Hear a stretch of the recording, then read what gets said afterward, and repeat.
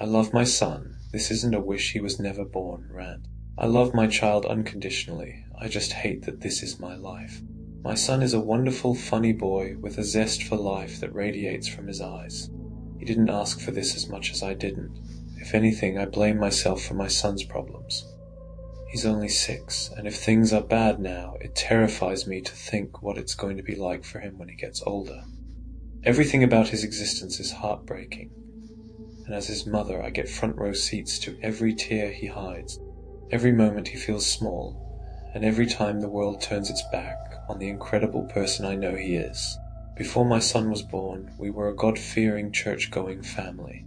My son's disability wasn't prominent until he reached 5, and when it became difficult to hide, the church asked us to leave because they thought my son was an abomination to God. It was in that moment I knew my life would never be the same. Their rejection crushed me, not just because they turned their backs on us, but because they took with them the community I thought would stand by us. The biggest betrayal came at the hands of my husband. He was never subtle about his feelings towards our son. It wasn't so much in what he said, but how he acted. The way he avoided eye contact, the sighs of frustration, the way he distanced himself from us. The resentment in his eyes said more than words ever could. Over time, it became clear that to him or his son, it wasn't just a challenge, he was a burden. It started gradually with my husband. He began working late more often, always claiming he had extra projects or last-minute meetings. At first, I believed him, thinking he needed space to cope with our son's struggles. But the late nights turned into entire weekends away. I'd find myself putting our son to bed alone, wondering where he really was. One evening, when he didn't come home until dawn, I finally confronted him. His response was cold and detached. He didn't deny the affair. He didn't apologize. He simply shrugged and said, "I can't do this anymore." That was a year ago. Marriages don't always work out. I get that, and I can get over it, but I was more heartbroken for my son, who keeps asking if his daddy is coming home or if his daddy still loves him. My son's disability isn't something anyone can prepare for. Growing from his back is a twisted, grotesque remnant of what was once his twin alive, speaking, and pure evil. We call him Eli. His face is distorted, with a crooked smile that seems like he is constantly sneering at you, and his eyes gleam with an unsettling intelligence. He whispers vile things into my son's ear, planting seeds of doubt to poison his mind. Eli is more than a burden. It's as if his very existence thrives on tormenting us both. As my son grows, so does Eli. What began as a small, unsettling presence on his back has now become something far more horrifying. Eli's body is expanding, and his limbs pushing out further, with his face growing more defined and sinister. My son's posture has started to bend under the weight of him. Walking has become difficult, with each step a struggle as Eli clings tighter, growing heavier by the day. His whispers have grown louder too, more insistent, as if he only exists to taunt me and my son. Lying in bed, I was jolted awake by the sound of shuffling footsteps moving through the house. I thought for sure someone was breaking into the house. A sense of dread crept up my spine, and I quickly slipped out of bed, tiptoeing down the dimly lit hallway to my son's room. When I pushed the door open, I froze in horror. There he was, lying on the bed, his body pale and frail, barely hanging on to life. His chest rose and fell in shallow breaths.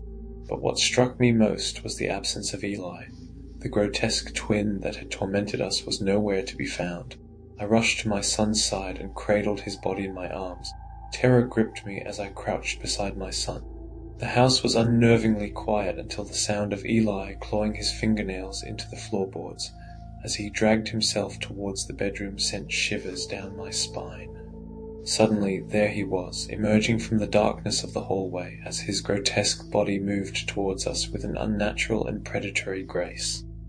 With a sickening fluidity, Eli began to meld back into Callum's back, their bodies merging in an abnormal union. My son gasped, his eyes wide with terror, and at that moment I knew this nightmare was far from over.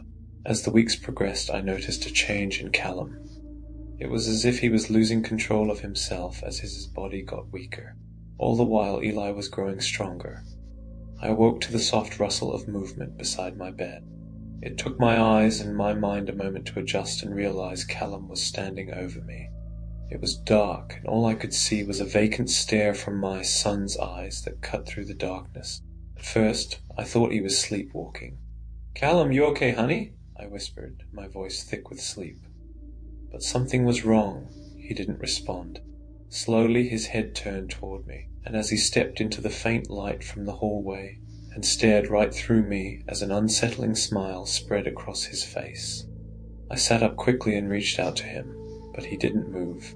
Instead, I saw a struggle in his eyes, the familiar, frightened look of my boy, trapped beneath the surface as his body started convulsing.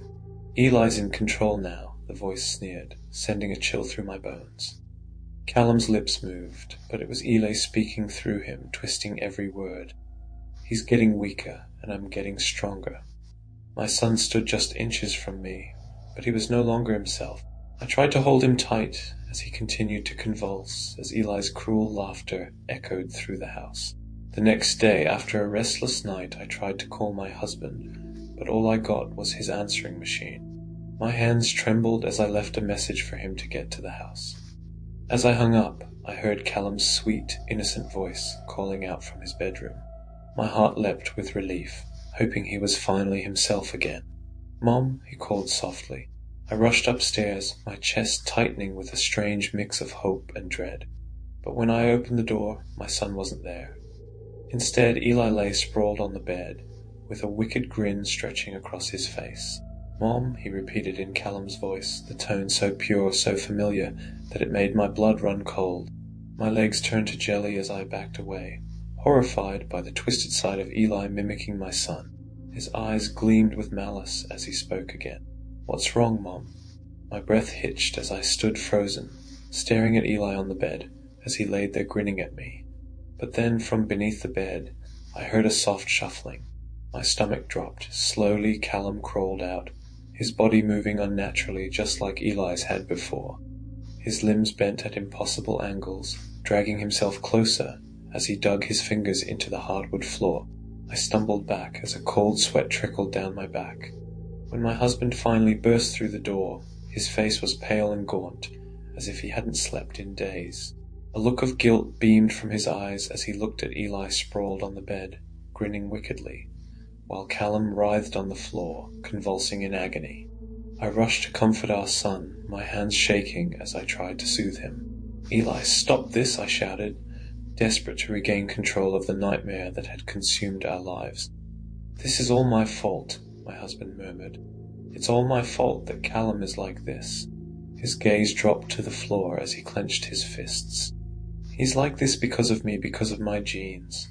That scar on my stomach wasn't from an accident. It's a reminder of what Callum is going through. I had a twin brother too. He was a part of me the same way Eli is a part of Callum." My stomach dropped as the realization sank in. What happened to him? My husband took a deep breath, glancing back at Eli on the bed. He's still alive and locked in my parents' basement. My heart sank further as I grasped his words. "You can't be serious. I think it's time Eli meets his uncle."